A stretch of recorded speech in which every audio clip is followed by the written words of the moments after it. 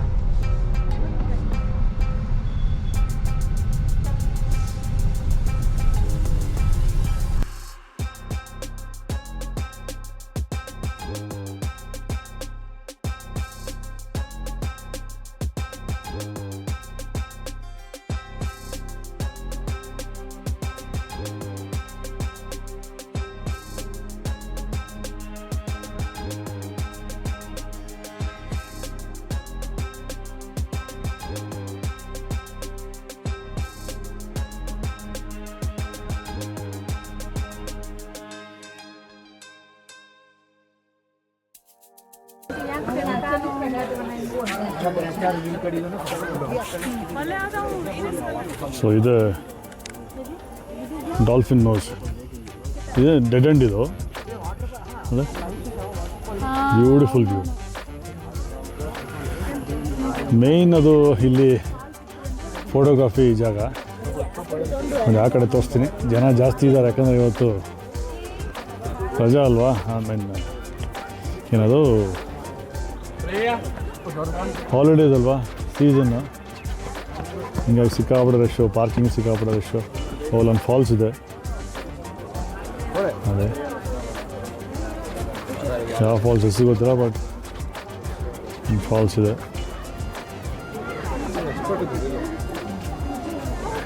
Nice place. Dead end.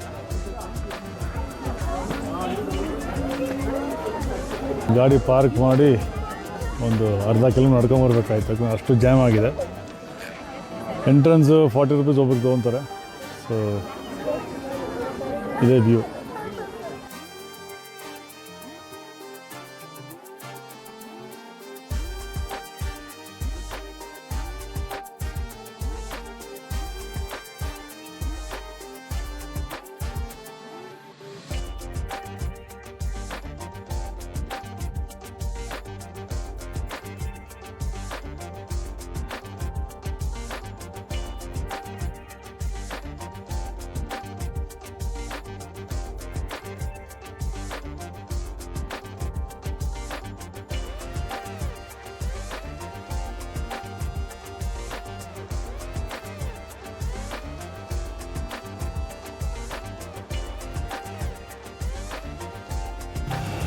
Guys ನೋಡಿದ್ರಲ್ಲ dolphin nose.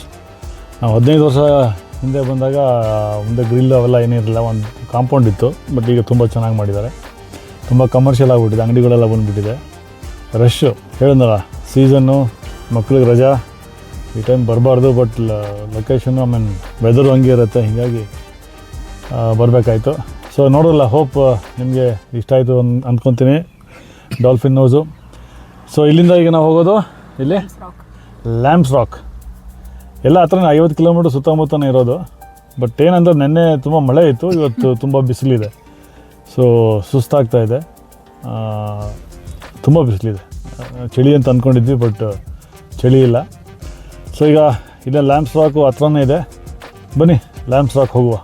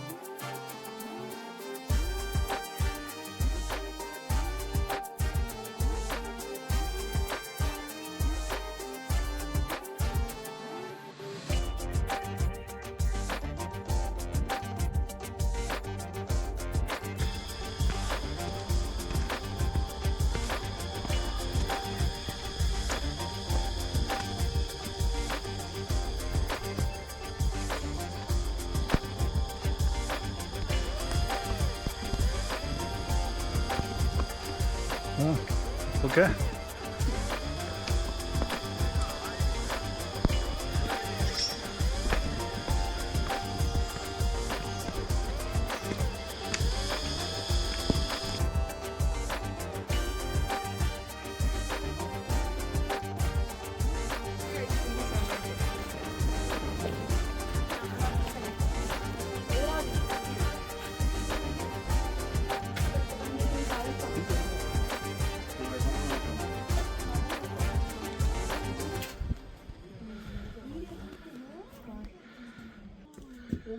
Lambs rock ಸೀನ್ರೀಸ್ beautiful ಸೀನ್ರೀಸ್ ತುಂಬ ಚೆನ್ನಾಗಿದೆ.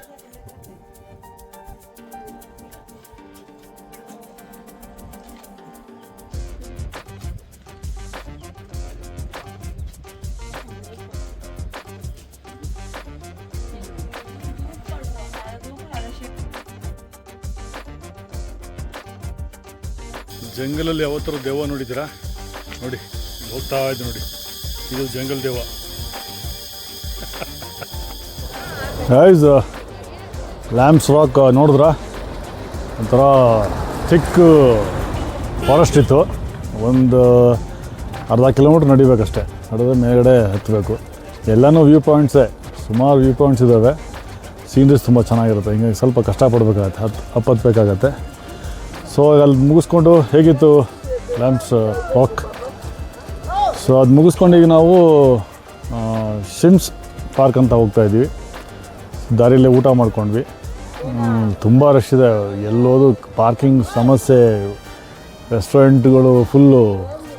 So ಆಗಬೇಕಾಗತ್ತೆ, season ಟೈಮಲ್ಲಿ ಬಂದಾಗ ಇವೆಲ್ಲ ಆಗುತ್ತೆ. ಸೊ ಅಲ್ಲಿ ಹೋಗ್ತಾಯಿದ್ವಿ, ದಾರಿಯಲ್ಲಿ ಒಳ್ಳೊಳ್ಳೆ ಸ್ಟೇಷನ್ಸ್ ಇದ್ದಾವೆ. ಇಲ್ಲೊಂದು ಫೋಟೋಸ್ ಎಲ್ಲ ಹೊಡ್ಕೊಂಡು ಇಲ್ಲಿಂದ ಶಿಮ್ಸ್ ಪಾರ್ಕ್ ಹೊರಡ್ತೀವಿ. ಬನ್ನಿ ಫೋಟೋ ಹೊಡ್ಕೊಳ್ಳೋಣ.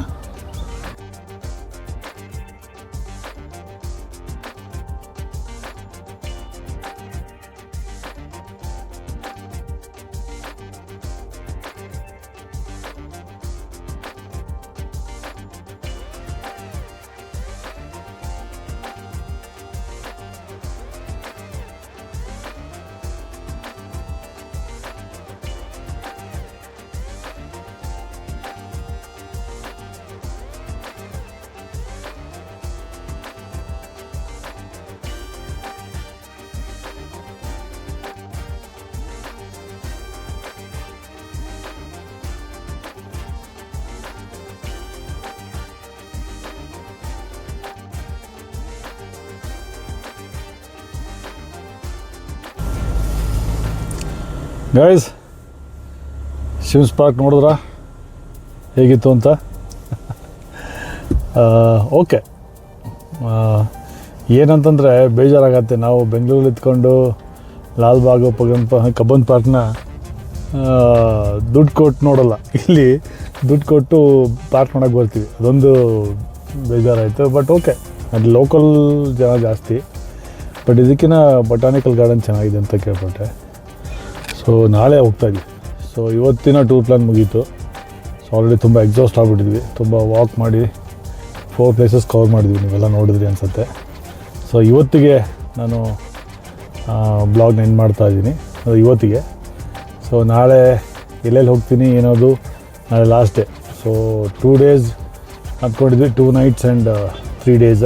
ಮೋಸ್ಟ್ಲಿ ಒಂದು ದಿವಸ ಎಕ್ಸ್ಟೆಂಡ್ ಆಗೋ ಥರ ಕಾಣುತ್ತೆ. ಅದನ್ನ ನಿಮಗೆ ನಾಳೆ ಬೆಳಗ್ಗೆ ಅಪ್ಡೇಟ್ ಮಾಡ್ತೀನಿ. ಸೊ ಇಲ್ಲಿಂದ ಈಗ ಗಾಡಿ ಇನ್ನೊಂದು ಸಲ ಚಾರ್ಜ್ ಮಾಡಿಕೊಂಡು ಸೀದಾ ರೂಮ್ಗೆ ಹೋಗ್ತೀವಿ. So will take rest and will see you tomorrow morning. Okay, bye bye, take care.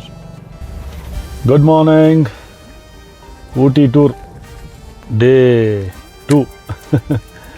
So ಇವತ್ತು ದೊಡ್ಡಬೆಟ್ಟಕ್ಕೆ ಹೋಗೋಣ ಅಂತ ಇದ್ವಿ. ದೊಡ್ಡಬೆಟ್ಟ, ಬಟಾನಿಕಲ್ ಗಾರ್ಡನ್ನು, ರೋಸ್ ಗಾರ್ಡನ್ನು, ಆಮೇಲೆ ಊಟಿ ಲೇಕ್. ಸೊ ಇದನ್ನ 3 ಕವರ್ ಮಾಡೋಣ ಅಂತ ಇದ್ದೀವಿ.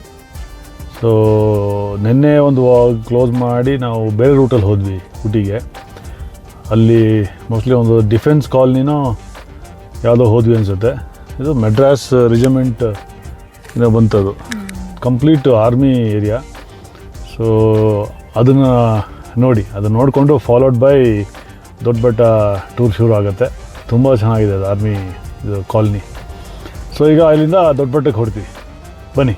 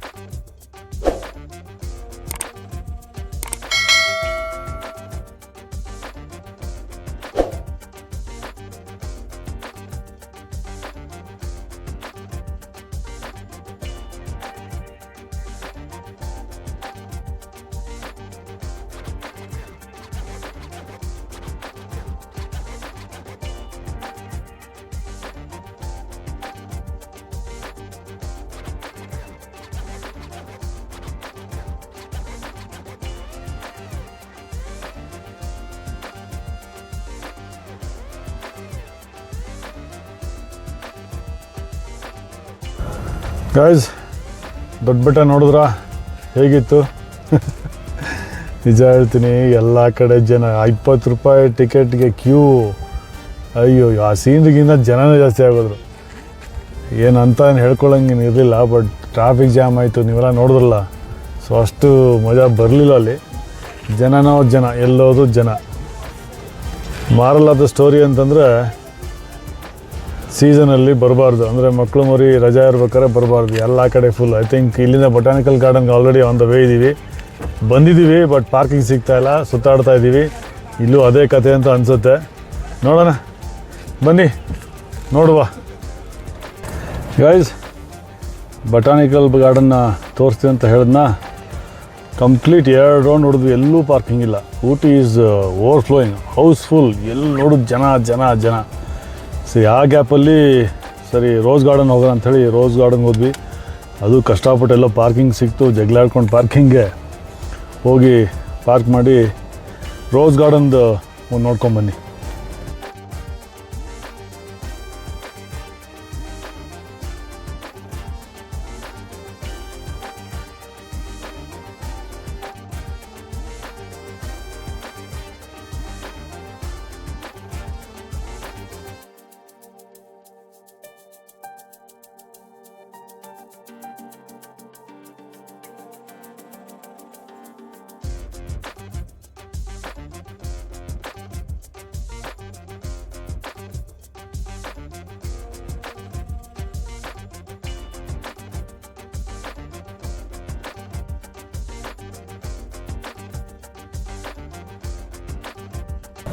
ಸೊ ರೋಸ್ ಗಾರ್ಡನ್ ನೋಡ್ಕೊಂಬಂದ್ರ, ಅದು ಸಣ್ಣ ಜಾಗ ಅಂತ ಏನು ಹೇಳ್ಕೊಳ್ಳೋ ಏನಿರಲಿಲ್ಲ.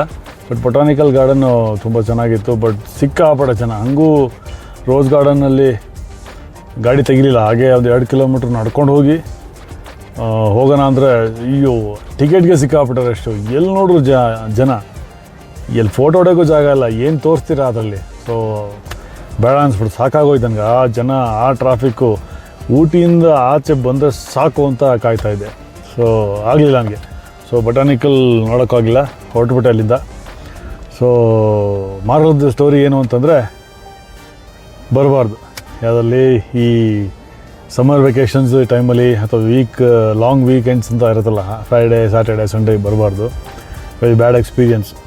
ಊಟಿ ಓವರ್ ಕ್ರೌಡ್ ಆಗಿದೆ. ಅದರಲ್ಲೂ ಯಾವುದೂ ಬೇಡ ಅಂತ ವಾಪಸ್ ಬರ್ತಾಯಿದ್ವಿ ರೂಮ್ಗೆ. ಅಲ್ಲಿ ಯಾರೋ ಮಿನಿಸ್ಟ್ರು ಒಂದು 4-5 ಜನ ಬಂದರು ಅಂತ, ಅಲ್ಲಿ ಜಾಮು. Ooty full jam. ಅಲ್ಲಿಂದ ಬೇರೆ ರೋಡಿಗೆ ಕಳಿಸಿದ್ರು. ನಿಜವಾಗ್ ಹೇಳ್ತೀನಿ, ತುಂಬ ಹೆಕ್ಟಿಕ್ ಆಯಿತು. ಸೊ ಯಾವುದೂ ಬೇಡ ಅಂಥೇಳಿ ರೂಮ್ಗೆ ಹೋಗ್ಬಿಡೋಣ ಅಂತ ದಾರಿಲಿ ಏನಾದರೂ ನೋಡ್ಬೋದು ಅಂದರೆ ಪೈನ್ ಫಾರೆಸ್ಟ್ ಒಂದು ಬಂದಿದ್ದೀನಿ ಇಲ್ಲಿ.